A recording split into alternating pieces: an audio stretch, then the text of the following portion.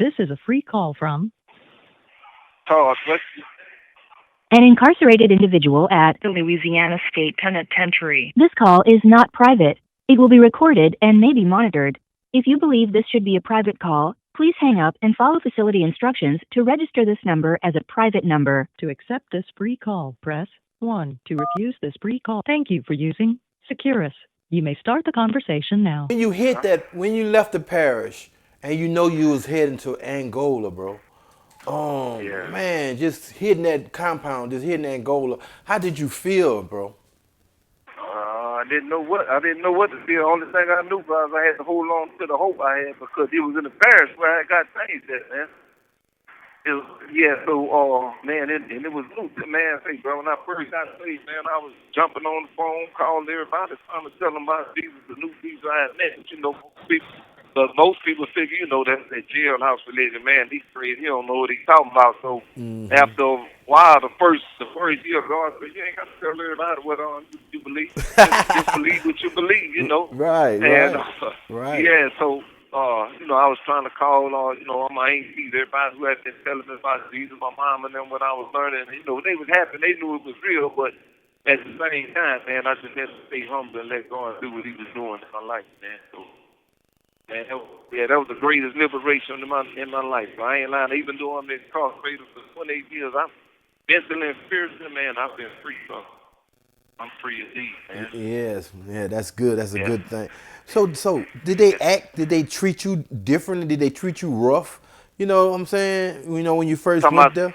Talking about the security? Yeah, the security. No, bro. I ain't know, because they are here other death row inmates here already, but they had a couple of old dudes who had worked here, that had based their personal opinion on what they saw in the media, said a few things, man, and I thought that was the journey would be like, man, but for the most part, the personnel in the prison that work here, man, you carry yourself in a certain manner, but people give you respect, and they respect you. Regardless of what you do. Regardless. Mm-hmm. Yeah, regardless of what you did, that's just how you carry yourself, man, and, I had 3 infractions early on, little minor write-up when I was here, but man, over the 28 years. Yeah. 26 How many years write-ups? I've been here. How many write-ups you had since I had 3 when I first came, but I haven't had any in 22 years. 22 years without a write-up? Yeah. Ooh, that's a long time, man. I mean, I done did time, bro. That's, I don't believe in write-ups either, but man, that's a lot of years. That's a lot of years, bro. For the most part, just as far as getting in the altercations and stuff that come with prison life, man, it can be avoided. Some things you can't avoid, but I didn't get right up because of that. But just carry yourself with respect. If you leave the thing when the people come down, they got a job to do. They gonna do it for you. If not, they going about their day. Go about their way. So right. I'll stay out the way, bro. Right. Yeah. I'll be honest with you, man. It took time for God to work on me, bro, because it did. I still haven't reached the point of perfection yet. And there was the thing, bro. Back then sometimes they had fight with some dudes from Mayfair, some dudes from Frog and Mo's in the class, this dude and that, and man, it was always my job to be the mediator. I always felt that position even before then, because I messed with dudes and messed with dudes. Man, if it wasn't nothing to really fight over, I had to make them think, bro. And so it was a group of dudes, that came with, and I came with, but it never ended up in there. So back then, like at Lehigh, I had a couple of fights. The most thing we fight for back then, when you look back at, man, dudes was fighting over girlfriends and girls. I'm like, really? For real, we always trying to shoot on the same old ladies. You know what I'm saying? Back then, Yes. For real. Yeah. For real, man.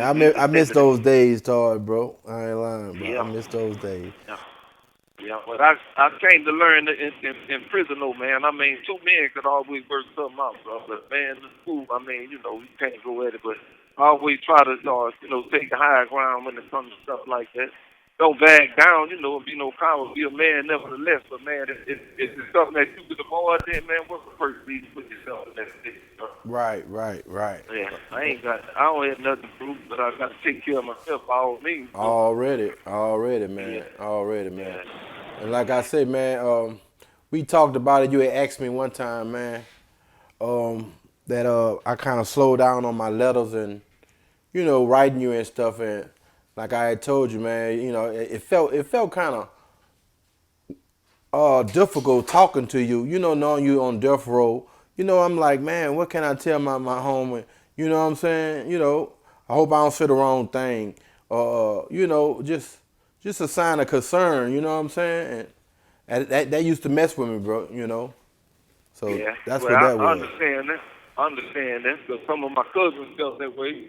Some of my other partners felt, they like, man, I didn't know how to write it, man, because I ain't know what to say, and the shoe on the other foot, I probably wouldn't know what to tell nobody in that position either, But man, to this, it got a lot of people in society, bro. They got family members and loved ones in prison, man, and sometimes people in prison, we feel a certain way when people walk away from it, but at the same time, you got to realize nobody puts you guilty, but probably yourself.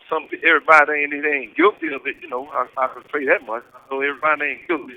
But at the same time, This call is subject to recording and monitoring. yeah. This is a call from an offender at a Louisiana Department of Corrections facility. Yeah, so I said that to say, bro, look, if you got loved ones of them, man, I tell people to hold them down the best you can. There ain't got to be about no money and stuff, man. If it's just a letter, in the phone call, just to let them know we got you, whatever. That mean a lot. That mean a lot to people, mental health and for their morale and everything. And to the dudes in prison, man, if nobody ain't hollering at you, man, hold yourself down. Just do what you got to do. Just take care of yourself and keep a positive mindset. You can't get rid of this person walk away, man. People got obligations and responsibilities out there too.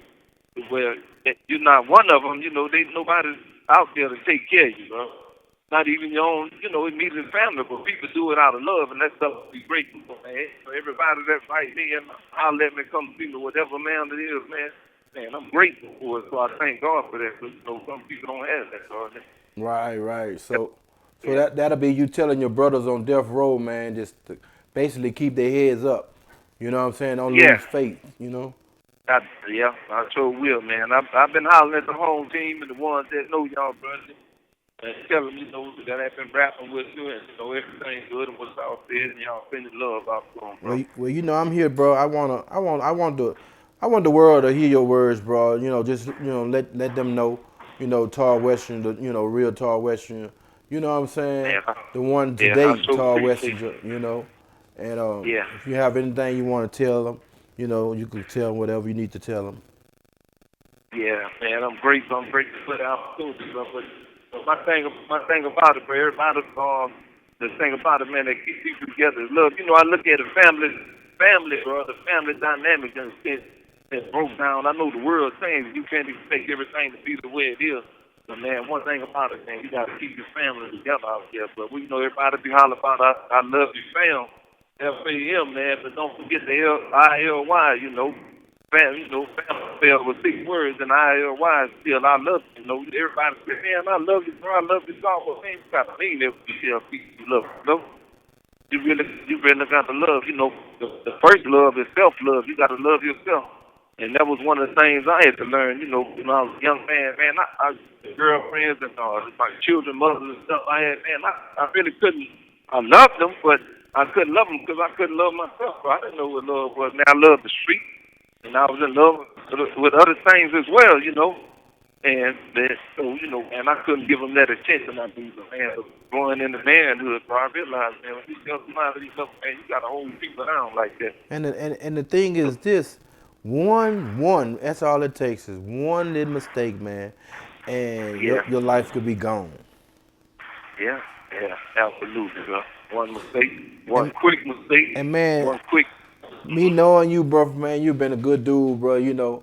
I would have never thought in a million years, bro, that, I saw you on the news or I heard that. I'm like, no, bro.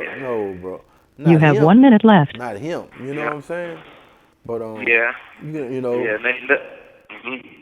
Ain't nothing we raised up in the neighborhood would tell us prepare for death row, and nothing in school taught us for that. So I never thought I'd see myself here neither, you know. But lo and behold, when I woke up here that morning, man, I knew something was broken and something had to be fixed, man. And one thing about it, man, God fixed it, though.